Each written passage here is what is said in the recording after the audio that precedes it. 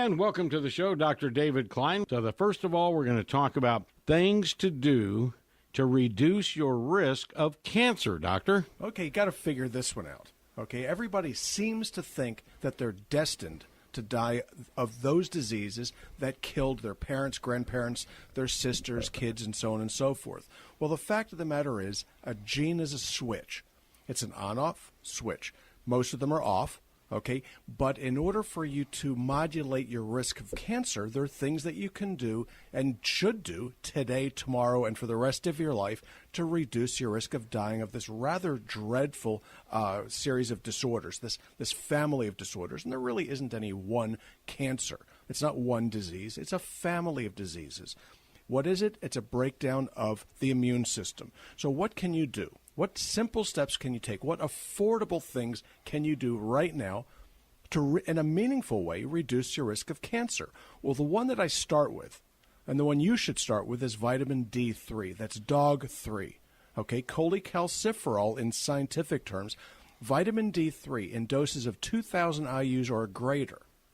Keyword is 2,000 or greater, reduces your risk of cancer by about 50%.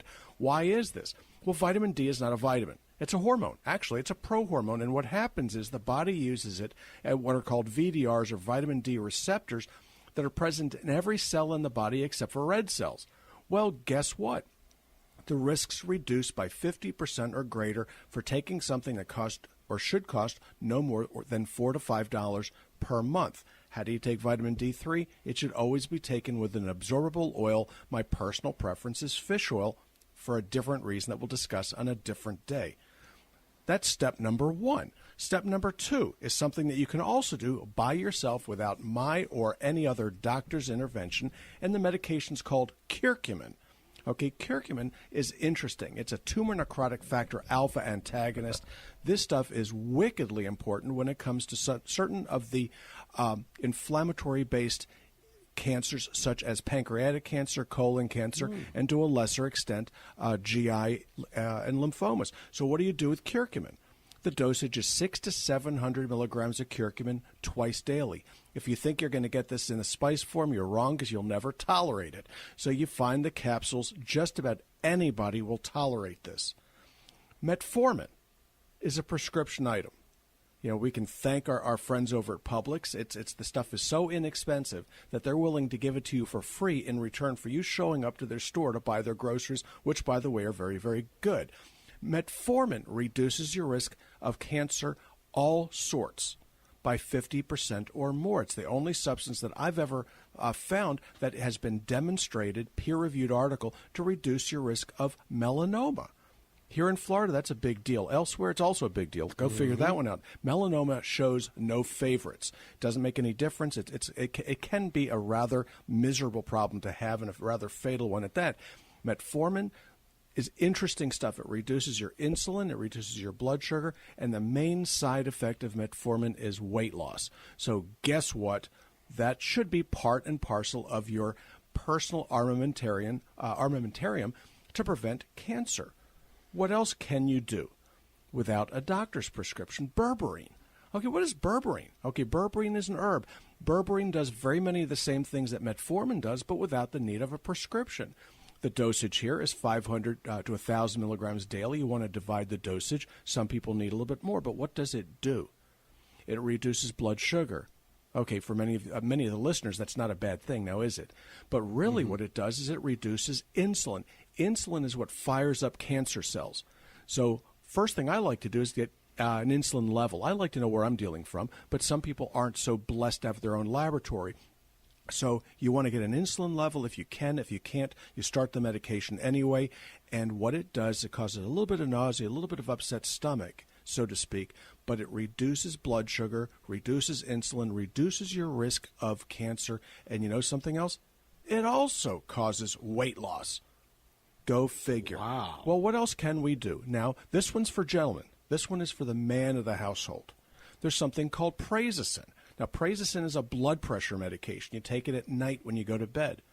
What does it do? It reduces your risk of prostate cancer. And the kick to this stuff, it was actually being evaluated as a chemo agent for people that knew they had prostate cancer. So what does it do? It lowers your blood pressure as well as lowers your risk of recurrence of your prostate cancer or development thereof. And so that's pretty much what it's all about. Vitamin D3, metformin, curcumin, prazosin, and berberine. How about some of the lifestyle things that we've done? You know, people get around smoke, of course. Some of them do it intentionally. They smoke cigars. Some people drink too much. Does that have anything to do with cancer? Of course it does. Okay. And it would be very easy for me to say, okay, if you smoke, stop. Well, that's grand suggestion. Okay, go figure. Nicotine, cigarette smoking is the most addictive substance known, more so than crack cocaine, more so than heroin.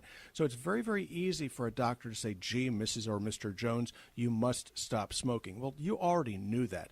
You know, your mom told you, gee, smoking isn't good for you. You didn't listen, and now you're paying the price. What can you do to mitigate some of the damage to your lungs? N-acetylcysteine will help you clear the secretions.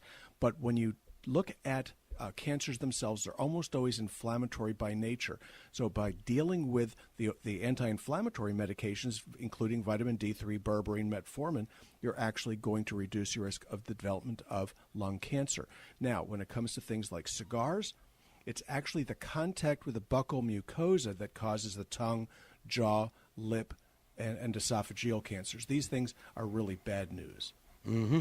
Now let's get back to melanoma for a while. Just because we're taking these nutraceuticals and taking whatever tablets, we still have got to do the sunscreen.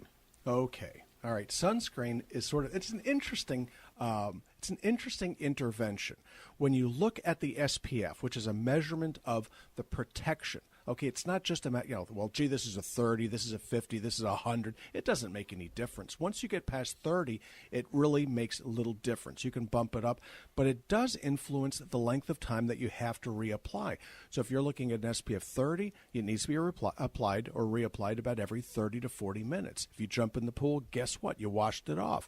There are certain of the SPFs that seem to be more meaningful than others, but for the most part, you need to apply this stuff. Wearing a hat's a great idea, but more so, melanoma is triggered by sunlight, it's triggered by ultraviolet light, and if that weren't bad enough, it also makes your skin wrinkle. So if you want to end up looking like one of these South Florida lizards, what you do is you apply these things to your skin. Okay, is it that big a deal? No, it is not. Is it something that you should do every day? Yes, it is. And there are better qualities, there are worse qualities. We have some really nice ones in the office, but you have to use something. And too many people in Florida, I'm asking a question here, but it seems like too many people in Florida just worry about it when they're swimming or going to the beach. But what about when you're out on the golf course? What about driving along with your hand car out the window? Yeah, well, what about, okay, if you don't have proper tinting in your car, you're going to get toasted. Okay, it's not uncommon to see these skin cancers just in the left arm. Why? Because people hang their left arm onto the windowsill. What about your eyes? What about eye protection? You don't think those sunglasses are important from that ultraviolet light? You can develop melanomas in the retina. You can develop them in the eye. When that happens, it's all over Irene. The best case scenario is you'll lose one eye. Okay, the worst case scenario is you'll lose it all. So yeah, the sunglasses are important, but it's not just when you're on the golf course. It's not just when you're out by the pool. It's not just when you're playing tennis. It's the life in Florida. This is the way that it goes. Where do most people miss putting it on the tops of their ears? So we end up with people that end up having half their ears chopped off. If you see people going around looking like elves, you can about guess what the story was. The story was they forgot to apply it to the tops of their ears, and now they look like they've been bobbed. Mm-hmm. It's interesting. It's not good. All right, we need to get that information from Robin on how anybody in our audience can become part of the family at the stages of life. We invite you to become part of our family. Just give us a call at 407-679-3337, and also check us out on the web at stagesoflife.net. And our office hours are Monday through Thursday from 8 to 5. The health store is open during those office hours, and we invite you to come in, wander about, and see all these wonderful products that Dr. Klein taught.